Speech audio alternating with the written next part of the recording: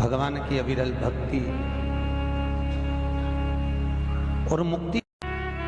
कोने में सर्प को पटका राजा कहते हैं, भीष्म पितामह कहते हैं, मैं राजा के रूप में गंगा नहाने जा रहा था, मैंने किसी को कष्ट नहीं दिया। भगवान कृष्ण ने कहा, अब यहां तक की कथा तो आपने कह दी, अब आगे की कथा मुझसे सुन लो।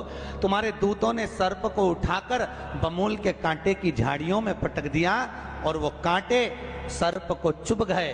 सर्प उसमें तड़प तड़प कर मर गया। सांप जिससे तड़प तड़प कर मरा, भीष्म पितामह तुमको भी ऐसे ही तड़प तड़प कर मरना पड़ेगा। ये कर्म का दंड मनुष्य को भोगना पड़ता। शिव महापुराण कहती है, जैसे भीष्म पितामह का थोड़ा सा पाप बाणों की सैया पर पटका, उसी तरह शिव महापुराण की कथा में वर्णन किया वेद व्यास जी ने कि हमारे 7 जन्म के पुण्य, हमारे दादा परदादा परदादा के भी दादा के पुण्य की जब गुल्लक, जैसे बच्चा गुल्लक भरता है ना, 1-1 रुपया इकट्ठा करता है और जब गुल्लक फोड़ता है तो कोई अच्छी चीज लेकर आता है, बड़ा सा गिफ्ट लेकर आता है। उसी तरह जब हमारे दादा परदादाओं की पुण्य की गुल्लक भराते भराते उनके बच्चे भी पुण्य की गुल्लक भरते हैं, भरने के बाद जब गुल्लक फूटती है तब जानो कि अपने परिवार में शिव महापुराण की कथा होती है। ये पुण्य की गुल्लक फूटती, बिना पुण्य के नहीं। भागवत कराना बहुत सरल है। 18,000 श्लोक हैं, 7 दिन की है, बहुत सहज। गीता जी श्रवण करना भी सरल है, राम कथा भी हजारों हजार बार श्रवण करना सरल है, पर यह 24,000 श्लोक की शिव महापुराण को श्रवण करना बड़ा कठिन है, बहुत कठिन।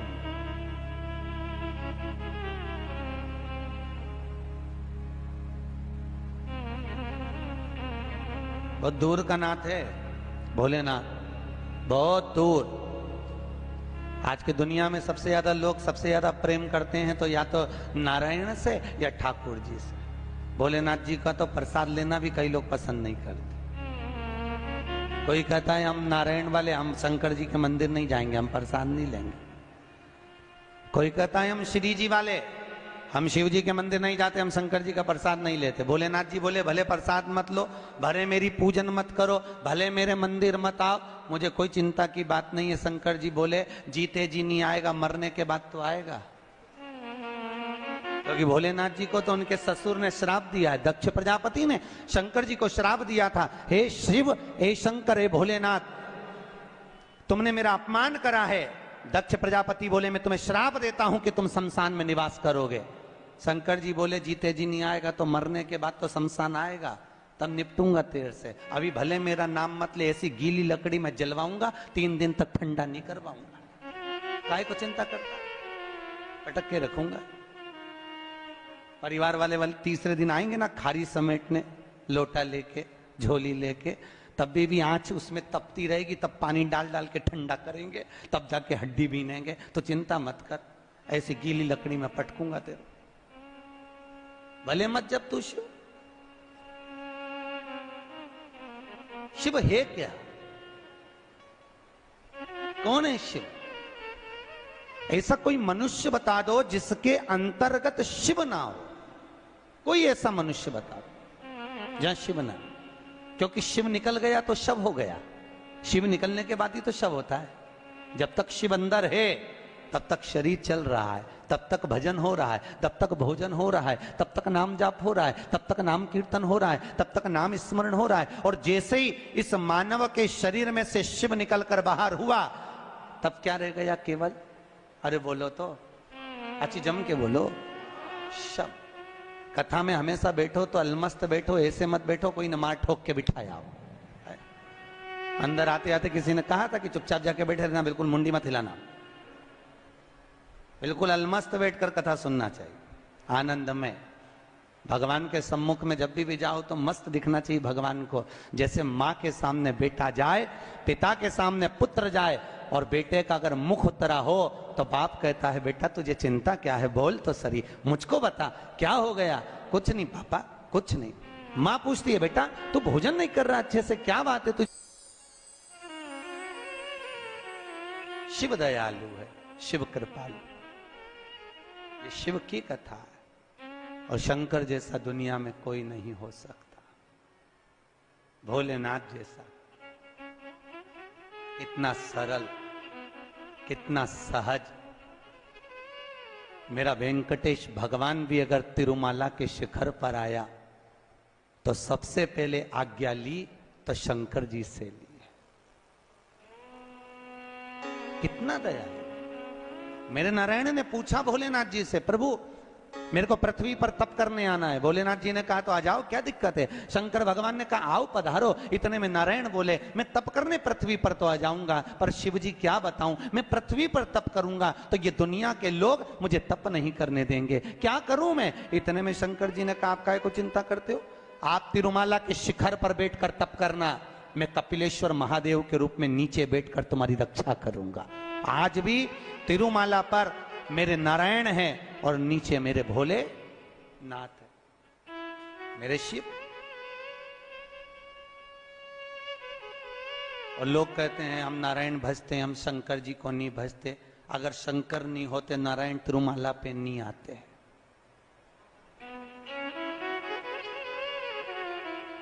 मेरे श्री जी बाबा गोवर्धन के पर्वत पे से श्रीनाथ जी की मूर्ति जब चली, पूरी पृथ्वी पर भगवान श्री जी बाबा घूमकर आ गए। अंत में मेवाड़ की भूमि में जब श्री जी पहुंचे तो भगवान भोलेनाथ जी से कहा मैं घूम घूम कर थक गया भोलेनाथ, मैं कहां रहूं। शंकर भगवान ने कहा मेवाड़ की भूमि पर रहो, नाथु द्वारा में विराजमान रहो, मैं एक लिंग जी के रूप में तुम्हारी रक्षा करूंगा। और नाथ द्वारा में श्री जी बाबा बैठे, एक लिंग जी के रूप में शंकर जी ने उनकी रक्षा करी। कितना प्रेम। हम कहते हैं राम अलग है, हम कहते हैं कृष्ण अलग है, हम कहते हैं शिव अलग है, मानो तो ये तीनों एक है। ये भ्रम हमारा। पहले दुनिया के लोग माथे पर भी 3 रेखा लगाते थे, देखा है आप लोगों ने। शिव जी को लगती है 3, नारायण को लगती है, अरे बोलते जाओ 3, 2 सफेद 1 लाल है, वही 3। बस इनकी आड़ी है, इनकी खड़ी है। श्री जी बाबा का अगर फोटो का दर्शन करना, श्रीनाथ जी की मूर्ति का दर्शन करना, तो ऊपर ऐसी मात्रा लगी दिखेगी यू मार्ग का तिलक, पर अंदर से सोने की 3 रेखा अलग दिखेगी। उनको भी लगती है 3, सत्यम शिवम सुंदरम, ये 3। पर दुनिया के लोगों ने आज के जमाने में सत्य को मिटा दिया, शिव को मिटा दिया, सुंदर बनने के लिए घिस के लगा लिया। बस व्यक्ति जिससे सुंदर दिखे, दुनिया के लोग आज के जमाने में वो तिलक लगाते हैं। और सत्य को मिटाकर कहां जाओगे, किस स्थान पर। भगवान कृष्ण की 16,108 रानियां थी। कितनी रानियां, जम के बोलो जरा। 16,108, पर 16,108 रानियां होने पर भी भगवान कृष्ण के यहां जब औलाद नहीं हुई, तब भगवान कृष्ण ने अपने गुरु गर्गाचार्य बाबा को बुलवाया और द्वारकापुरी में बुलवा कर पूछा, गुरुदेव मेरी 16,108 रानियों से औलाद नहीं होती, संतान नहीं होती, मैं क्या करूं। गर्गाचार्य बाबा ने कहा तुम चिंता मत करो, पार्थिव शिवलिंग का निर्माण करो। शंकर भगवान के शिवलिंग का निर्माण कर कर एक एक रानी के साथ में 11-11 दिन तक बैठकर शिव जी का अभिषेक करो। और पार्थिव शिवलिंग का निर्माण गर्गाचार्य बाबा के कहने पर भगवान कृष्ण ने करा। एक एक रानी के साथ में 11-11 दिन तक भगवान शिव का अभिषेक करा। तब भगवान शंकर प्रकट हो गए और शिव जी प्रकट होकर बोले, कन्हैया मांगो तुम्हें क्या चाहिए। शंकर भगवान ने जब कहा, कृष्ण बोले मेरे यहां औलाद नहीं है। शिव जी ने कहा क्यों चिंता करते हो, तुमने 11-11 दिन तक एक एक रानी के साथ में बैठकर मेरा अभिषेक करा है, जाओ मैं तुम्हें वर प्रदान करता हूं कि एक एक रानी से। कहते हैं भले तू ब्रह्मा को भज, चाहे तेरी मर्जी पड़े नारायण को भज, पर मृत्यु लोक का देव तो मैं हूं, पाला तो मुझसे पड़ना है ना, तब निपटूंगा तेरे से, अभी तू जा जा। और फिर पाला कब पड़ता है, जब थोड़ी सी भी दिक्कत आ जाए, परेशानी आ जाए, एक्सीडेंट हो जाए, ब्लड प्रेशर ऊंचा नीचा हो जाए, शुगर बढ़ जाए, अटैक आ जाए, तब सीधे पंडित जी को फोन लगा के बोले महामृत्युंजय का पाठ करा दो। शंकर जी बोले अब आया मेरे पाले में, अब आया, और लगे सब पाठ करने के लिए। कितना दयालु है ऐसा।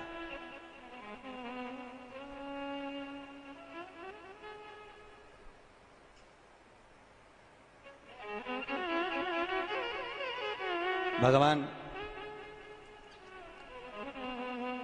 नारायण का अगर विवाह भी कराने वाला कोई है लक्ष्मी से तो वो मेरा शिव ही है। कौन ने कराया था विवाह? शंकर भगवान। क्या नाम है माता लक्ष्मी की, माता जी का?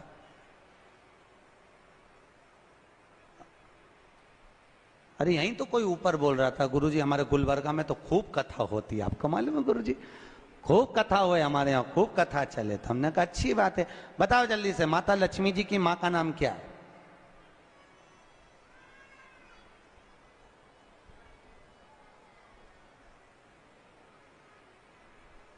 अरे बोलो तो। हर हर महादेव। माता लक्ष्मी की माँ का नाम था ख्याति देवी। क्या नाम था? ख्याति देवी। कितनी लक्ष्मी हुई? अष्टलक्ष्मी। उसमें से नारायण को कितनी लक्ष्मी भी आई? 2 लक्ष्मी। एक माता ख्याति की पुत्री श्री लक्ष्मी और दूसरी समुद्र देवता की बेटी लक्ष्मी महालक्ष्मी। ये 2 लक्ष्मियां भगवान नारायण को भी आई। कौन कौन सी लक्ष्मी भी आई? जम के बोलो। एक श्री लक्ष्मी, कौन है ये? माता ख्याति की बेटी। और दूसरे नंबर पर महालक्ष्मी, कौन है ये? समुद्र देवता की बेटी। अब जिस नारायण भगवान के साथ में मंदिर में लक्ष्मी जी की पूजन करते हो वो लक्ष्मी इन दोनों में से कौन सी? बोलो जल्दी से। है? महालक्ष्मी तो मात्र 7 दिन तक भगवान नारायण के साथ रुकी थी, और 7 दिन रुकने के बाद में जब श्री लक्ष्मी ने भगवान शिव से जाकर निवेदन करा, भोलेनाथ मेरे प्रभु नारायण का विवाह समुद्र देवता की बेटी महालक्ष्मी के साथ भी हुआ है, आप करुणा करिए। तब भगवान भोलेनाथ ने पार्वती जी का एक मंगल सुमंगल आनंदमय तीज का व्रत बताया। तीज का व्रत जब श्री लक्ष्मी ने करा, वो व्रत आज भी माताएं करती हैं, निमाणी की पूजन करती हैं, आज भी सत्तू बनाती है। और 3 तरह का सत्तू बनता है, आटा का, बेसन का और चावल का। तीनों का अलग अलग प्रमाण है, कल आपको कथा में बताएंगे कि आटे के सत्तू का क्या प्रमाण है। और आपको मालूम हो तो आप हमें बता देना, उसमें कोई दिक्कत वाली बात नहीं हो। और तो कथा तो ऐसी चलेगी, आधी हम बाँचें आधी तुम बाँच देना।